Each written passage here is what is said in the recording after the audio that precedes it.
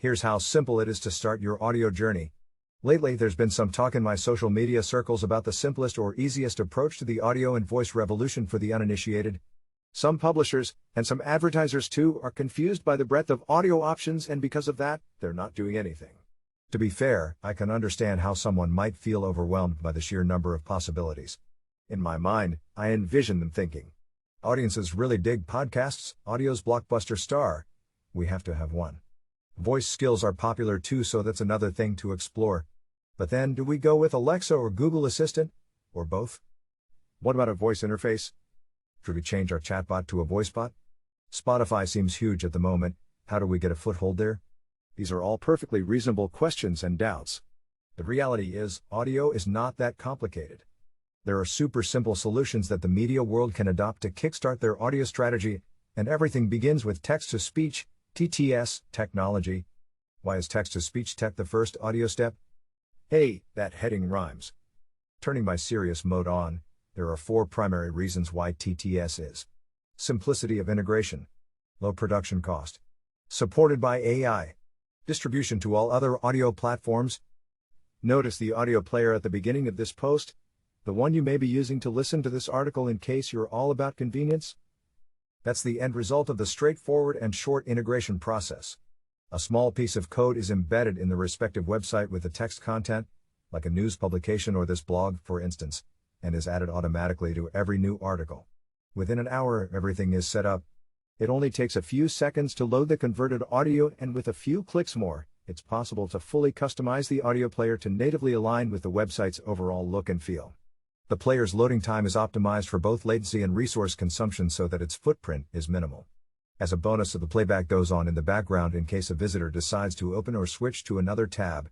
Text-to-speech can significantly cut production costs compared to alternatives such as human narration, as the content already exists and there is no need for post-production add-ons such as sound effects and music. It's just a matter of transforming it to audio. The technology is also highly scalable, so you can do more with less. To make sure TTS tech is converting or audioifying only the text on the page that is relevant, AI solutions are in charge to make the correct match to the given website. This is usually a part of the short onboarding process, where an AI special sauce, as is the case with Trinity Audio, makes sure 100% of the relevant text is read and none of the fluff. Using AI in this capacity is nothing new. For example, Apple has a built-in widget that reads text on mobile when the reader drags down the screen from top to bottom. There is also Google's Reddit feature via Google Assistant, where the voice assistant reads articles and other text directly. In both of these cases, the experience is smooth but fairly basic. Don't get me wrong, it's great they exist on websites that don't provide a custom experience, especially for visually impaired and illiterate people. It's just that they don't provide a native listening experience that's in line with the content, something custom TTS integration handles with ease. That's not all when it comes to AI. Regarding the listening itself, there are a variety of options to fine-tune the experience, such as setting different voices for different sections, different reading speeds for different parts, multi-language conversion, and so on. When paired with a screen device, it's possible to pair text and audio to see the text while listening and synchronize highlighting for people with disabilities. In short, a lot can be done to create the perfect experience. Finally, TTS acts as a gateway to a broader distribution in the audio landscape, checking most of the dilemma boxes previously mentioned. Your freshly created audio content can be syndicated to every audio streaming platform. With a few clicks, you can basically have a podcast in itself distributed on Spotify, Apple Podcasts, Google Podcasts, iHeartMedia, and such. Here is an example of this blog's podcast. But what about the cold, aesthetic speech? Will it surprise you to learn it's anything but cold and tangibly synthetic? Thanks to the advances in processing power and compression, training voice models is easier and more accessible. Powered by neural technology, we now have the most natural and human-like text-to-speech voices ever developed. The advantage of neural text-to-speech, NTTS, is learning from training data, which results in smoother speech with no audibly stringed units of sound, proper rhythm, and intonation of the voice depending on the intended use case, if the context is conversational or informational. This is a synthesized speech that has seamless transitions with, for instance, more natural pauses when switching between paragraphs or even going from one dialogue to another between different characters. Human ears have become not only tolerant of mechanical voices but comfortable with them. Our research has shown that 59% of people listen to the TTS-powered audio versions of news articles and blog posts from start to finish. This clearly suggests that the ability to consume content via audio is serving a market need and that voice technology has become very important in content consumption. Trust me, we are only scratching the surface. Bottom line, Frankie says relax.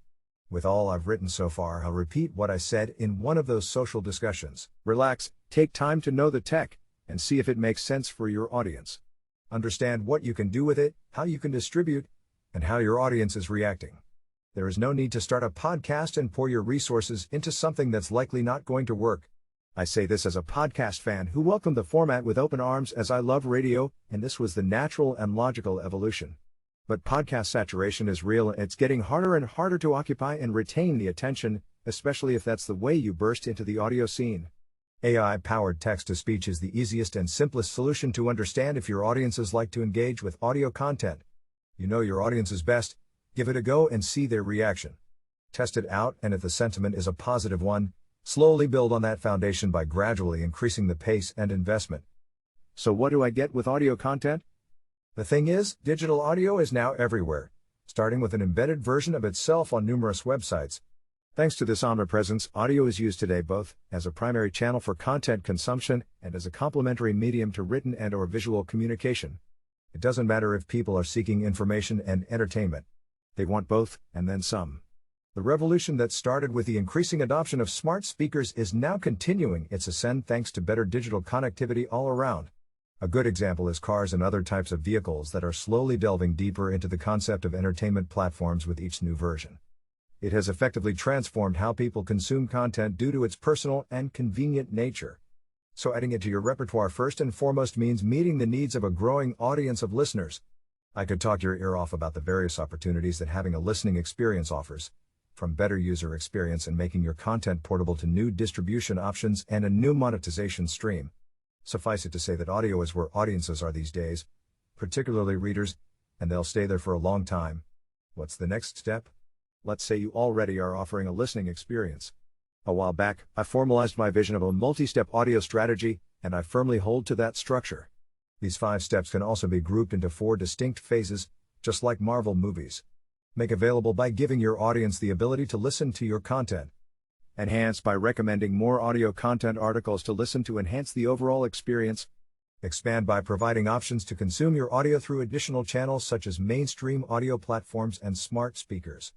Vocalize by letting your users discover, interact, and engage with your audio content using voice commands. It's a close-knit circle that maximizes the potential of your content in a world where people want to multitask and absorb on the go. The bar is set high, I'll tell you that much. Final thoughts. With more consumption of audio content than ever before, now is the time to focus and educate yourself. There are a bunch of good things that audio brings to every content strategy: portability, intimacy, immersion, and passive involvement on the listener's part, to name a few.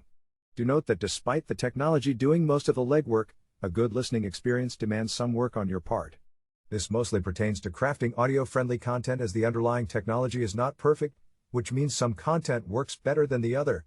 This is a developing industry that is constantly looking for ways to make the most out of content while keeping it highly relevant and cost-friendly. One thing is for certain: the audio-first and voice-first people have you covered.